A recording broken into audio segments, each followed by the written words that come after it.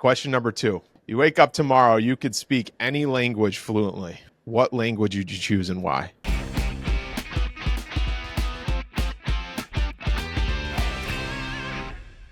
What's up, everybody? Thanks for tuning in to 5OT5. We're bringing local business owners, community champions, and all-around amazing individuals on to learn about them, their stories, and business in a quick and effective way. My name is Stephen Turnbull, your host with T5 Insurance, and I'm joined by my guest today, a good friend, Mr. Colin LaReaux. And if you are joining us for the first time, we're going to start the clock with 5 rapid-fire questions, and then we'll get into introducing our guest today. Colin, thanks for joining us. How are you today, sir? Good. I hope I can match that enthusiasm.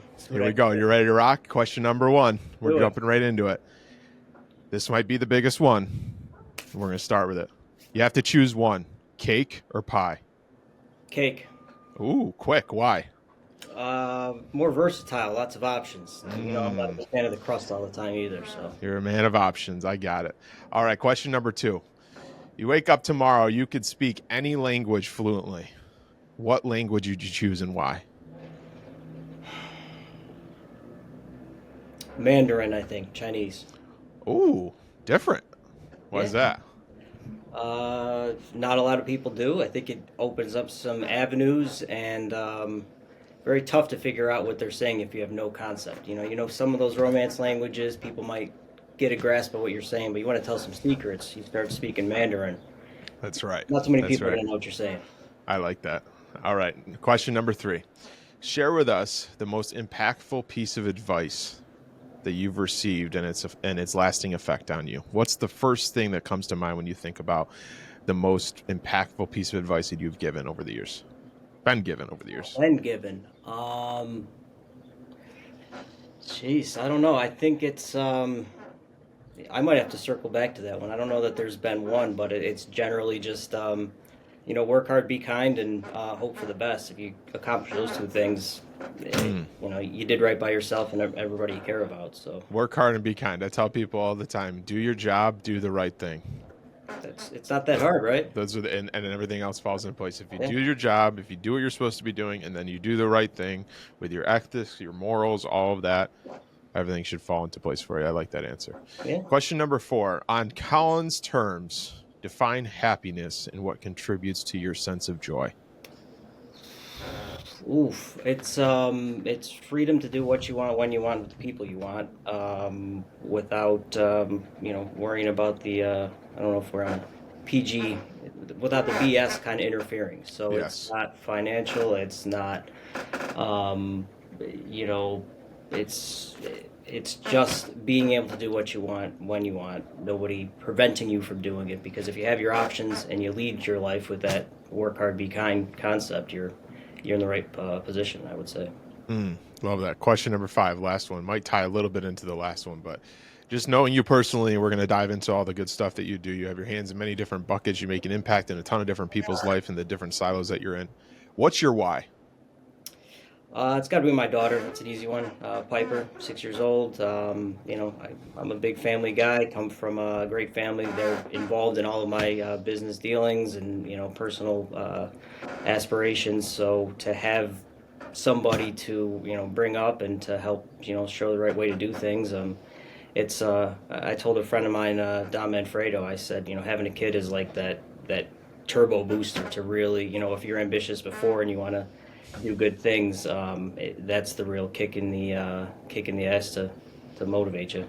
I love that. Well, you survived the 5 questions in under 5 minutes, which is impressive. Under 4 minutes, actually, which is, I think that might be a record. We'll have to go back and look. But Colin, I want to dive into the latter 10 minutes of this quick episode here. Sure. Dive into your story. And I want to start by just saying I'm inspired every day that I'm able to be your friend. And I say that because you're just extremely hardworking. You're always diving into the next thing. You're always looking out for what you can do to help others. And I appreciate that. But I want to talk about your day job, the real estate, 315K, all of that. But before that, let's just talk about Colin. Talk to us about the early days. Born here, raised here. Did you move here? What's that look like? And then, again, we only got 10 minutes, so we'll get into the other stuff real quick. All right. Well, fast version. Born in Jersey, moved here when I was 4. Mom's from here, big family here. Stayed here throughout high school, bounced around upstate New York for a bit. Law school took me to Ohio, which I wasn't a big fan of, back to Buffalo, then downstate for a couple years to kind of, I guess you could say, cut your teeth or escape Utica, because every once in a while you start feeling that little too close knit community. But Sure. all of those different places made me realize there's no place like home. And having not left, I don't know if I would have appreciated it like I do, but live in New Hartford now. I love the area, I love the town, love the people. So yeah, that's kind of the background. Here I am today. What Back is it? What is it about law that attracted you to that profession?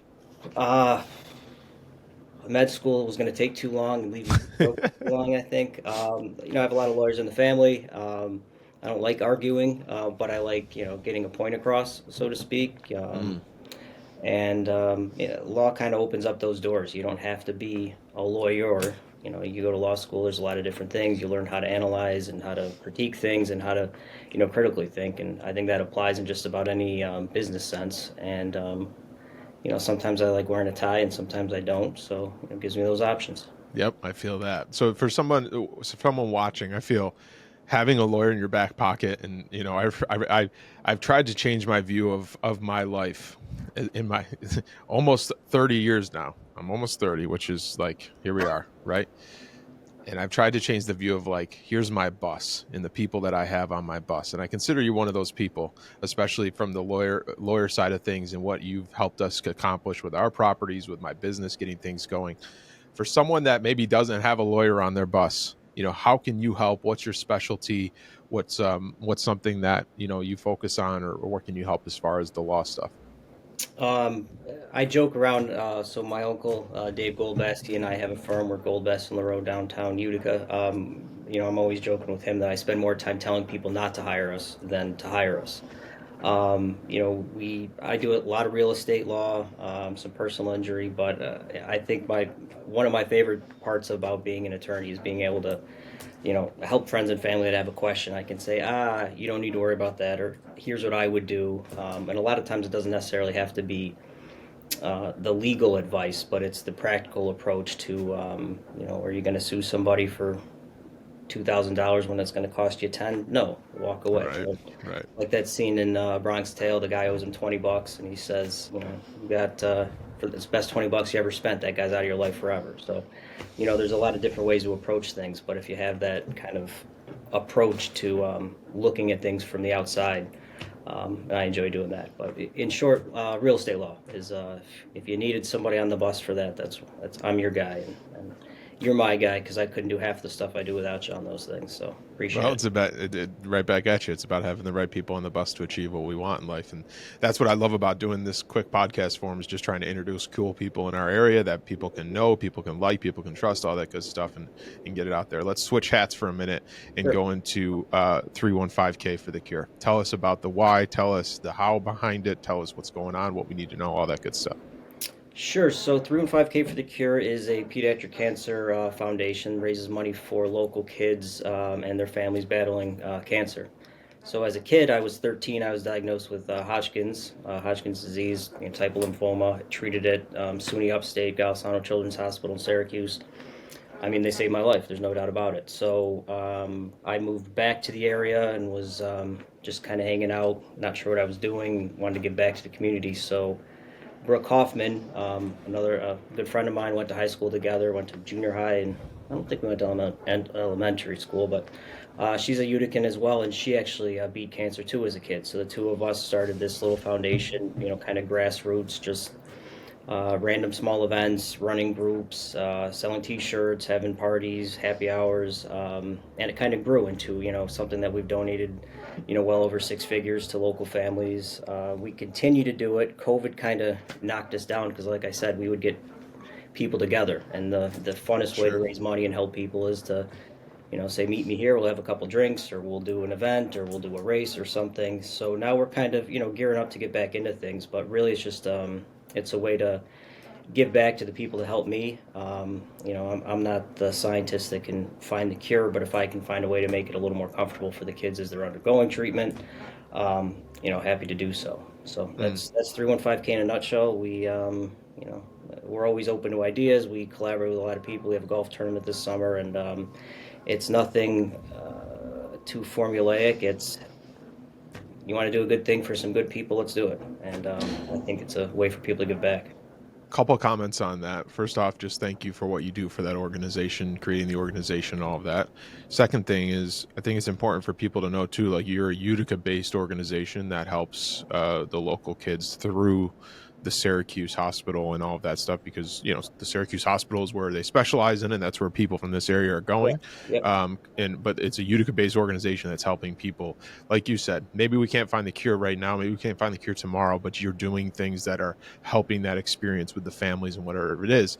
And I want to say all that to say, if you're somebody watching this that has been looking for a vehicle to help somebody in that situation, has been looking for a route to just say, I want to sell cookies this month or whatever, so that it goes towards helping childhood cancer, Colin is your guy, right? I mean, so if you have that idea, I know we've done this a couple different times with you, Colin, with different events and whatnot. If you have an idea that you want to help raise awareness around and help, do that exact cause, you can do it through 315K for the Cure. Am I right, Colin? Yeah, absolutely. And in fact, one of our biggest sponsors since we started was Tom Powers at the Celtic Harp. And, I was having a beer there, and he said, Colin, I've been donating to St. Jude's or to American Cancer Society. And, then he found one of those like truth and disclosure things, showing how much actually goes to benefit the people it's supposed to, and how much goes to overhead or the CEO or the CFO, putting these things together. Right. So, our goal has been to donate 100% of the profits. There's no salaries, there's no overhead. It's just, let's do something, let's collect some funds, and let's give them directly to a family or to the hospital. So, and I wanted to bring that up because I know, we've done events where it's like, man, that's so cool, I want to be able to do that. I think the hardest part with the idea to implementation on that is like, well, how do we get the money to where we need to get to? You handle that, right? correct. You have that relationship. You know how to get the funds to where they're directly going to go so that they are directly towards that cause. So, again, for anybody that's watching this, please reach out to Colin. We'll have his information in the show notes and all that about how you can help. Wrapping this up with the last thing I want to talk about. Tell us about LaReaux Properties, everything that you have going on with all of that, and, the why behind that, how you got started. And it's kind of hard to fit all of your hats, Colin, into 15 minutes, but I think we're doing our best here. I got a big head, so put a few of them on there. Yeah, so I'm a real estate investor. It's become my passion, and I probably spend as much, if not more, time doing that. But I love the area. I like giving back. So our goal is to kind of buy and hold, from commercial real estate to single family, multifamily. I invest with friends. I have, a good partner I went to college with. My brothers are involved. My mom helps with some of the short-term rental cleaning. LaReaux Properties, and then we have a couple different subsidiaries. But it's just a lot of fun, and just the connections you make. I got T5 here as my insurance guy. There's all kinds of different people you meet. Contractors have become friends, and investor friends, and friends that are now investors. So it's cool to see the different avenues kind of collaborate, and I really enjoy it. So that's the long and short of it. But happy to, kind of tough to answer any specifics. If you have them, happy to answer them for you. But that's the the bird's eye view of it, I would say. Well, and I think it's important to know too that through that, like, you're making an impact in this community by providing housing for people that need it, but also with the commercial space you have. T5's first office, for those who don't know, was in a property that Colin owns with his partners, and it was a pinched down to the wire last moment where I needed a place. They were able to help me out, get me on my feet, get me a small enough place that I just needed and could afford. And hey, you made an impact in our business because you were able to find us a place that we could call home for the first year of our business. So greatly appreciate that. And yeah, we were sad to see you go, but we liked seeing you do big things. So yeah, well, we appreciated all of it. Let's look to wrap this up, Colin. Where can everybody get in touch with you if they want to talk about 315K for the Cure, they want to talk about the properties, the law, they need that lawyer on the bus or whatever it might be? What's the best way to get in touch? Sure. So Steve, if you could throw some just some info in the show notes later, but my email is just C and then my last name at Gmail is my personal email. It's probably the easiest way to reach me. CLAREAUX@gmail.com. Bro Properties is a little play on the brothers and the last name, so that's BREAUX Properties. We're on Instagram, and I do my best to pretend I am a marketing guru, but I spend far too little time with any of that stuff because it's a little more fun trying to make things happen. Um, but yeah, so email's probably the best. The law office is Goldbas and LaReaux. We're downtown Utica. But then I'm generally around, so I'm not too hard to find if you know where to look, and you can always contact T5 Insurance, and he can put you in touch with me, I'm sure. So I know how to get in touch with you. You betcha. Well, we fit all that into 15 minutes, which is impressive. And I think we highlighted a lot of it in a great way. Colin, thanks again for joining us. Everybody, that is a wrap for today's episode of 5 with T5. Hope you enjoyed this conversation with Colin. Be sure to check him out. Make sure to subscribe on our YouTube channel and Facebook page at T5 Insurance. Until next time, remember the power of connection and learning from one another is what makes our community thrive. Most importantly, remember to make an impact today in someone's life, even if that's your own. Stephen Turnbull here with T5 Insurance. We'll see you next week. Take care.